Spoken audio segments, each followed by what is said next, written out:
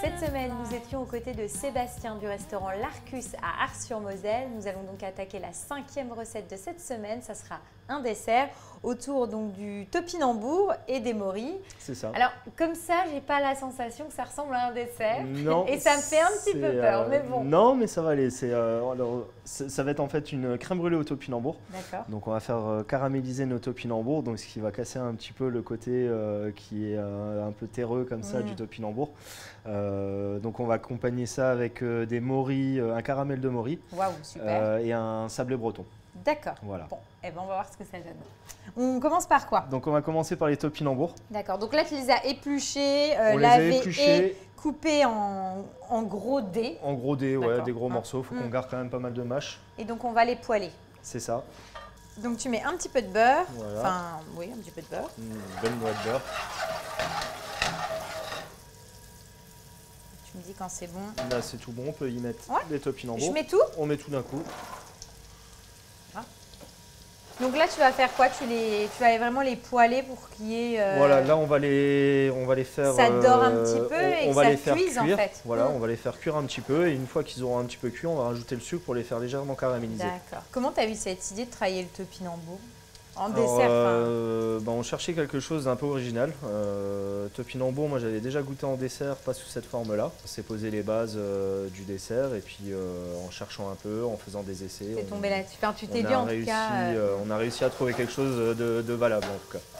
Non, mais c'est parce que c'est vrai que bon, moi j'ai déjà fait de la carotte en dessert, de la courge, Ouais. mais topinambour jamais. Il y a des légumes qui se prêtent un peu plus que d'autres au niveau des desserts. Le topinambour un peu moins, on a moins l'habitude de le voir. C'est vrai. Donc c'est vrai que là ça faisait aussi la petite touche originale sur le dessert. Donc là on va mettre la cassonade. D'accord. Donc hop, de la cassonade. Donc là pour enrober, que ça caramélise. Voilà, c'est ça. Donc là on va venir englober avec le sucre nos morceaux de topinambour. Et on va vraiment ressentir le goût du topinambour. Ouais, quand même. Ça ressort pas mal. Alors avec le sucre c'est un peu plus troublant. Parce que on n'a pas l'habitude d'avoir ce goût-là venant du topinambour, mais ça ressort quand même pas mal. Donc voilà, là on n'est pas trop mal. Donc là c'est bon? On va les arrêter. Donc là, hop, Et on va arrête tout de suite… et on les débarrasse pour que ça refroidisse. Parce qu'après on va tout de suite réaliser quoi?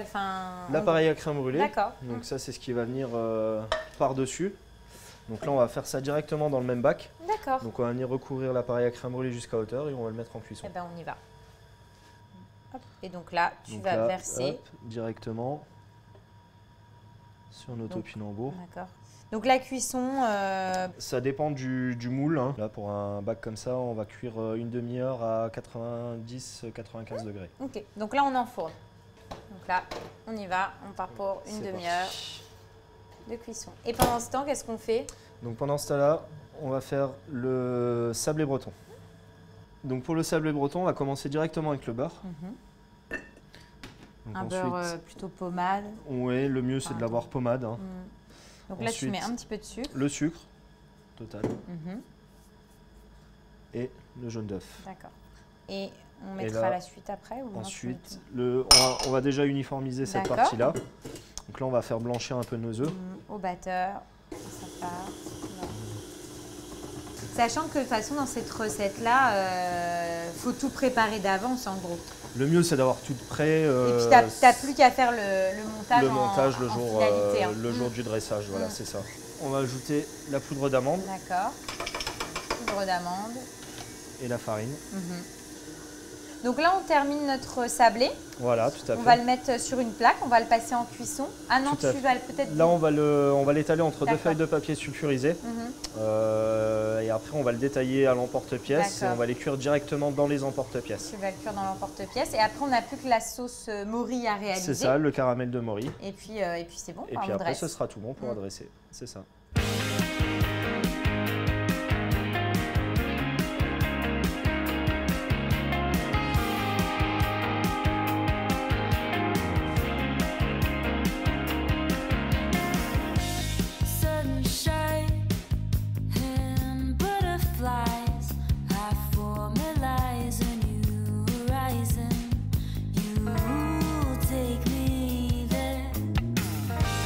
Sky high, surreal.